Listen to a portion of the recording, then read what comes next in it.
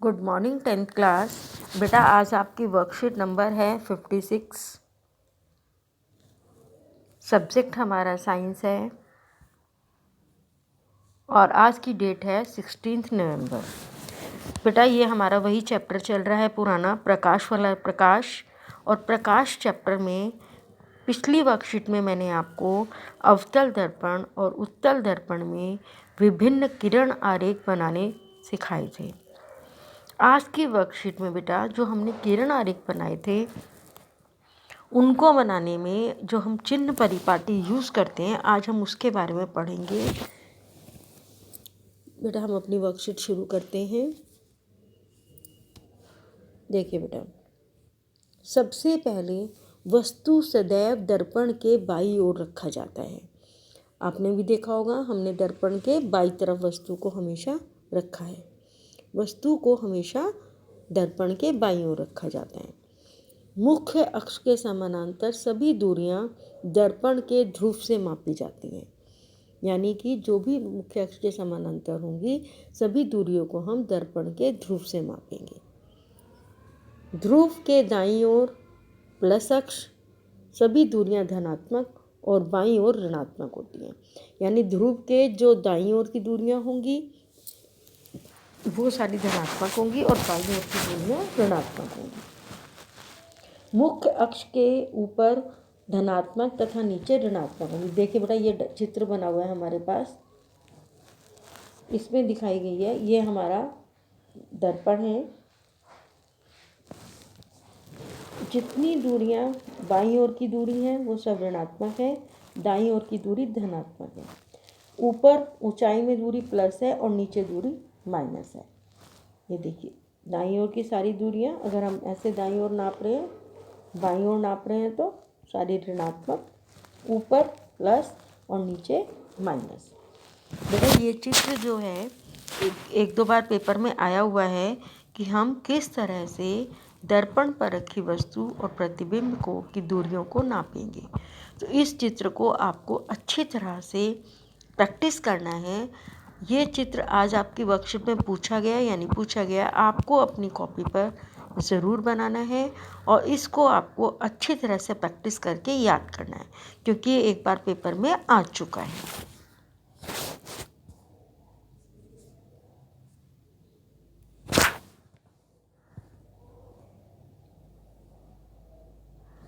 अब देखिए बेटे इसमें याद रखने वाले पॉइंट क्या हैं। दर्पण से वस्तु की दूरी u हमेशा ऋणात्मक होती है क्योंकि हम इसको बाईं ओर रखते हैं। अवतल दर्पण की फोकस दूरी सदैव ऋणात्मक होती है क्योंकि दर्पण के सामने बनती है। उत्तल दर्पण की फोकस दूरी सदैव धनात्मक होती है। ओके, अब है गोलीय दर्पण का आवर्धन। बहुत इंपॉर्टेंट पॉइंट है बेटा ये, इसमें से आपको 1 या 2 नंबर के क्वेश्चन आंसर जरूर मिलेंगे। आवर्धन प्रतिबिंब की ऊंचाई तथा बिंब की ऊंचाई का अनुपात होता है। आवर्धन क्या होता है बेटा? आवर्धन की परिभाषा आपको याद करनी है। आवर्धन क्या होता है बेटा? प्रतिबिंब की ऊंचाई और बिंब की ऊंचाई का अनुपात होता है।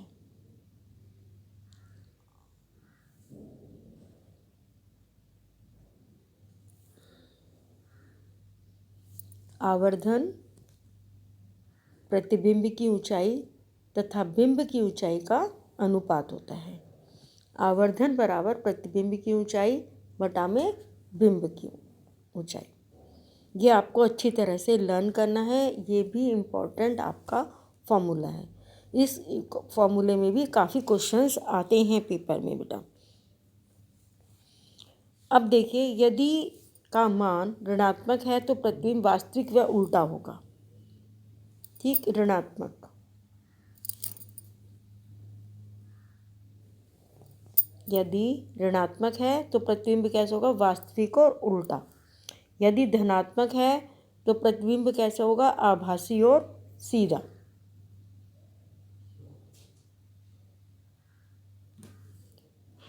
देखो बेटा यहाँ पर आवर्धन में ना ब्रैकेट के बीच में लिखा नहीं है, यहाँ पर आपको m लिख लेना है। m आवर्धन m प्रतिबिंब की ऊंचाई बटा बिंब की ऊंचाई। यदि m, यहाँ भी m लिखेंगे आप, यहाँ भी m लिखेंगे आप, ये आपकी इसमें वर्कशीट में बेटा मिस प्रिंट है। यदि m का मान ऋणात्मक है तो प्रतिबिंब वास्तविक व उल्टा होगा। यदि m का मान धनात्मक है तो प्रतिबिंब कैसा होगा बेटा, धनात्मक होगा और आभासी व सीधा होगा। और इसके बाद अगला पॉइंट है, यदि m बराबर 1 है तो प्रतिबिंब की ऊंचाई बिंब की ऊंचाई के बराबर होगी। ये आप कहाँ देखते हो, मेरे को आपको सबको पता होगा, ये हमारा समतल दर्पण में होता है। कहाँ होता है बेटा, ये हमारा समतल दर्पण में होता है कि अगर जितना प्रतिबिंब होता है उतना ही उसका प्रतिबिंब बनता है। यदि m 1 से छोटा है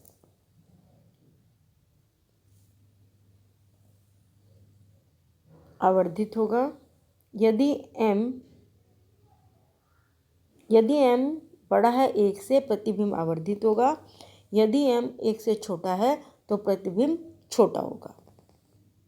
समतल दर्पण का आवर्धन हमेशा +1 होता है। क्यों होता है बेटा, क्योंकि क्या बनता है, जितनी बिंब की ऊंचाई होती है उतनी ही प्रतिबिंब की ऊंचाई होती है, और प्लस है इसलिए क्या होगा, आभासी और सीधा होगा। तो समतल दर्पण का आवर्धन हमेशा कैसा होता है बेटा, हमेशा +1 होता है। क्यों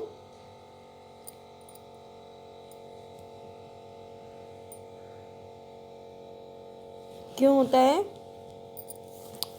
क्योंकि उसका प्रतिबिंब जितना बिंब की ऊंचाई होती है उतनी ही प्रतिबिंब की ऊंचाई होती है, और वो हमेशा कैसा होता है, सीधा होता है और आभासी होता है। उत्तल दर्पण में सदैव 1 होता है, m 1 से छोटा होता है और धनात्मक होता है, क्योंकि हमने देखा ना उत्तल दर्पण में हमेशा छोटा प्रतिबिंब बनता है। तो उत्तल दर्पण में क्या होगा, हमेशा m जो होगा वो 1 से छोटा होगा।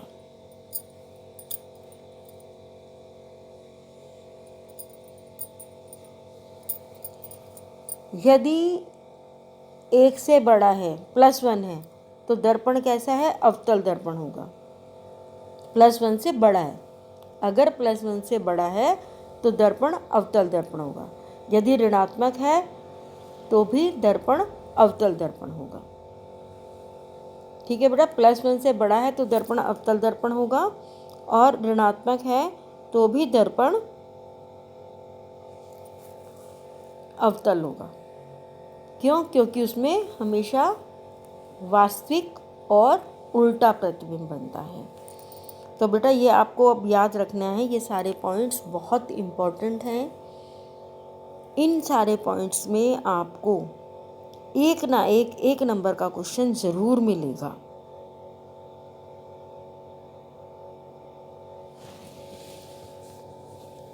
ठीक है बेटा,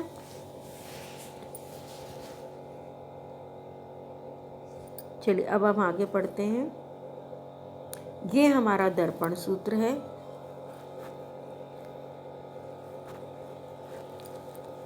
एक बटा एफ बराबर 1/v प्लस 1/u। 1/f बराबर 1/v प्लस 1/u। ये भी बेटा 1 है, 1 है ये। 1/f बराबर 1/v प्लस 1/u।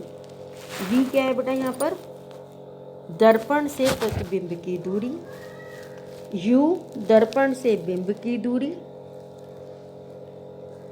और f जो है वो फोकस दूरी।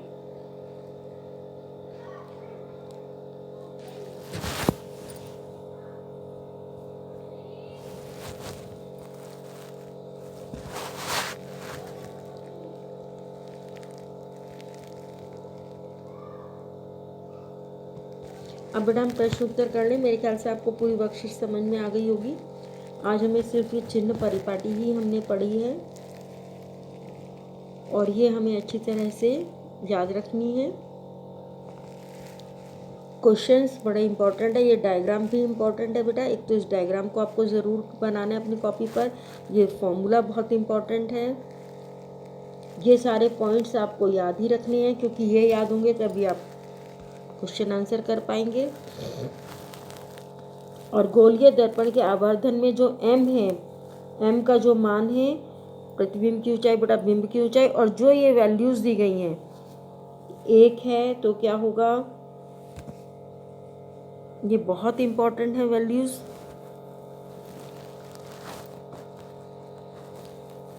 m का मान ऋणात्मक होगा तो वास्तविक उल्टा होगा, धनात्मक होगा तो आभासी सीधा होगा।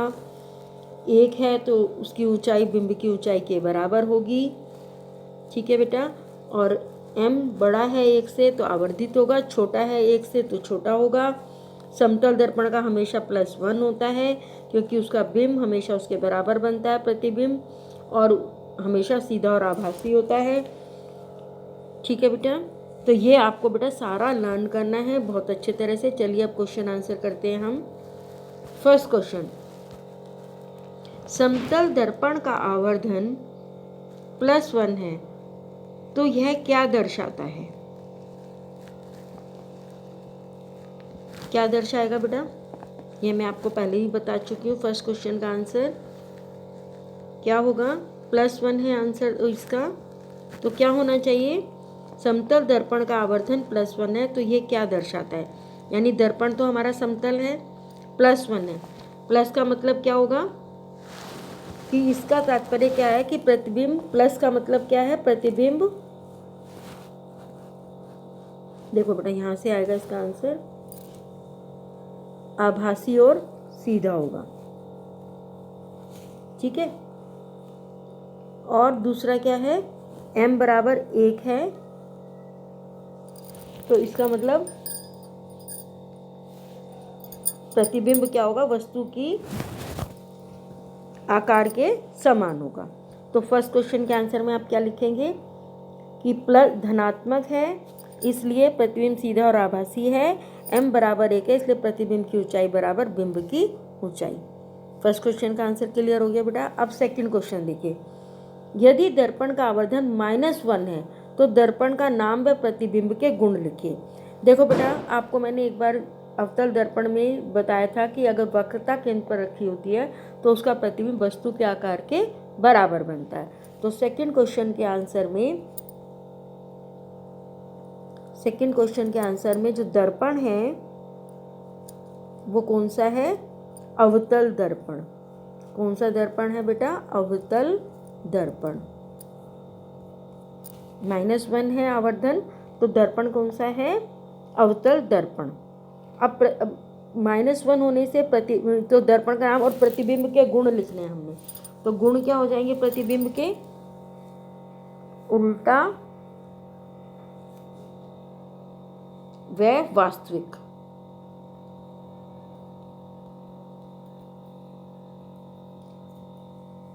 ठीक है, उल्टा व वास्तविक। नंबर 1 पॉइंट तो ये हो जाएगा। प्रकृति तो ये हो गई, उल्टा और वास्तविक। और आकार क्या होगा? प्रतिबिंब का आकार बराबर वस्तु का आकार। प्रतिबिंब का आकार वस्तु के आकार के समान होगा।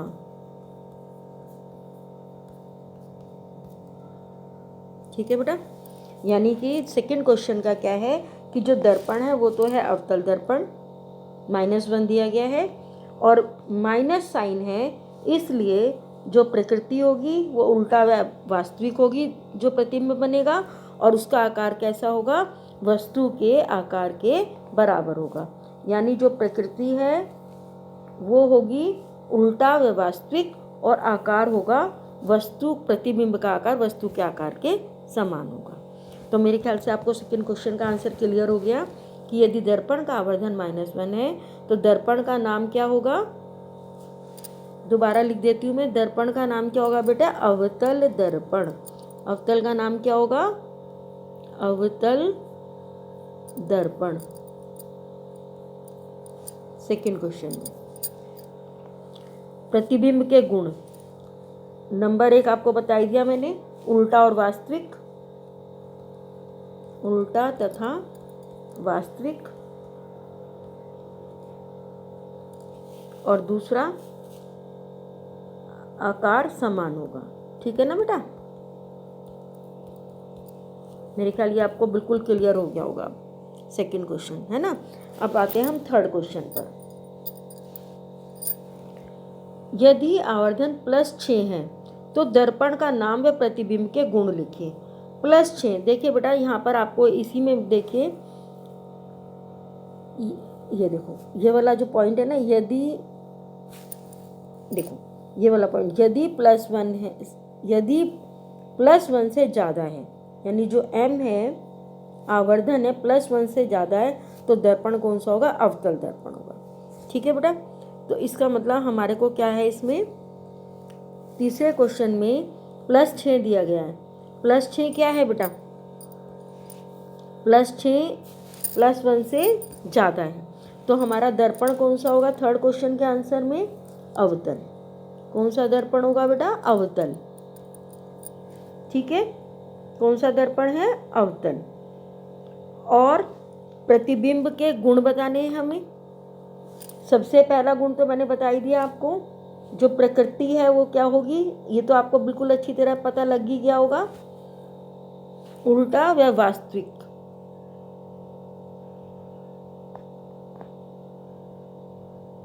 नहीं, इसमें यहाँ पर बेटा प्लस है ना, तो प्रकृति क्या होगी? प्लस दिया गया है तो प्रकृति क्या होगी इसकी? प्लस। प्लस साइन का मतलब क्या होता है? सीधा व आभासी। प्लस का मतलब क्या होता है? सीधा व आभासी। ठीक है, प्रतिबिंब के गुण में सीधा व आभासी। और आकार क्या होगा? नंबर 2 है हमारा आकार। प्रकृति मैंने बता दिया आपको, अब आ जाता है आकार।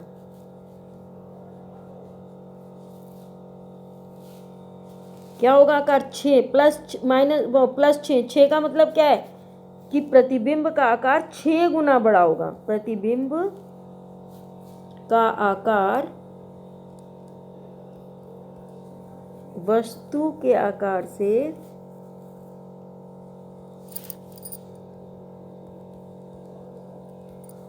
6 गुना बड़ा होगा।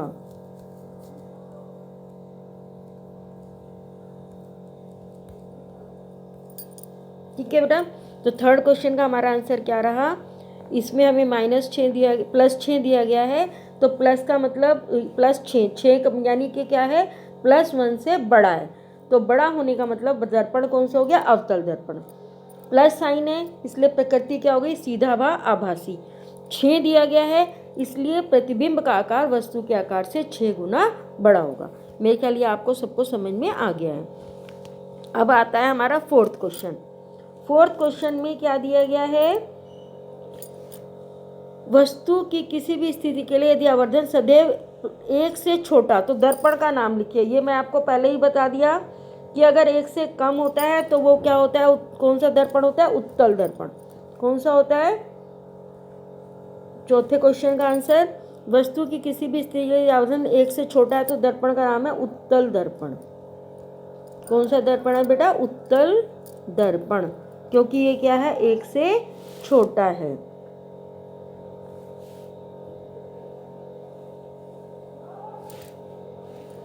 तो इसमें प्रकृति आप लिख ही सकते हैं, 1 से छोटा है, प्लस का निशान है, सीधा और आभासी है, और 1 से छोटा है तो वस्तु के आकार से छोटा बनेगा, आप लिख सकते हैं। वैसे इसमें सिर्फ हमने से दर्पण का नाम पूछा तो हमने उत्तल दर्पण लिख दिया।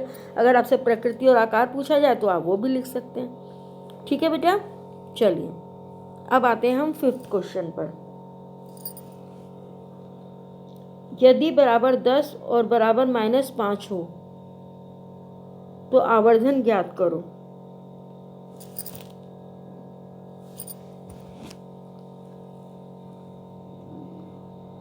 ये बड़े यहाँ पर मिसप्रिंट है। यहाँ पर यदि यहाँ पर आएगा V और यहाँ पर आएगा U। v बराबर 10 और u बराबर -5 है, तो आवर्धन ज्ञात करो और प्रतिबिंब के गुण लिखो। तो बेटा देखिए, इसमें हम ये फॉर्मूला हमें दिया गया, लगाते हैं अभी। 5th क्वेश्चन का आंसर यहाँ से हम शुरू करते हैं। v बराबर है हमारा 10 सेंटीमीटर, u बराबर है हमारा -5 सेंटीमीटर और m हमें निकालना है। ठीक है बेटा, दर्पण का फॉर्मूला आपके सामने लिखा हुआ है। हमें क्या निकालना है, लेकिन हमें आवर्धन निकालना है। आवर्धन m बराबर होता है क्या, प्रतिबिंब का आकार बटा वस्तु का आकार, यही होता है। तो हमारा ये हो जाएगा m बराबर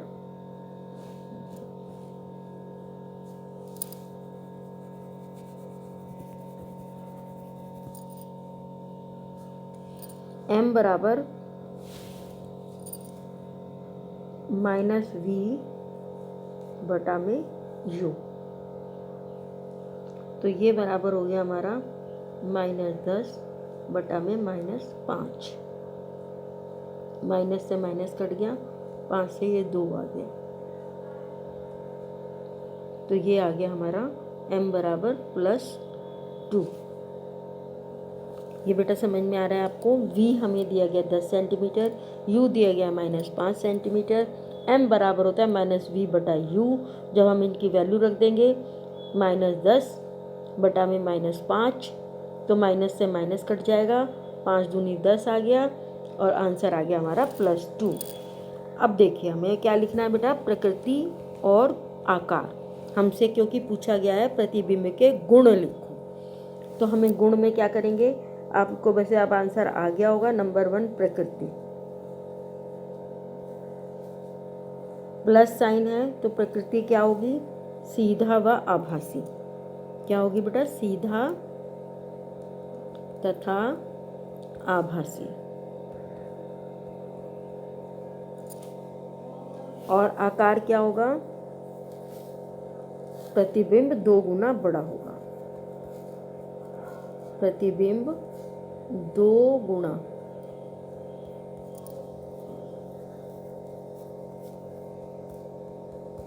ठीक है बेटा, ये मेरे ख्याल से क्वेश्चन आपको बिल्कुल क्लियर हो गया होगा और मैं समझती हूँ आपको पूरी वर्कशीट अच्छे से क्लियर हो गई होगी बेटा।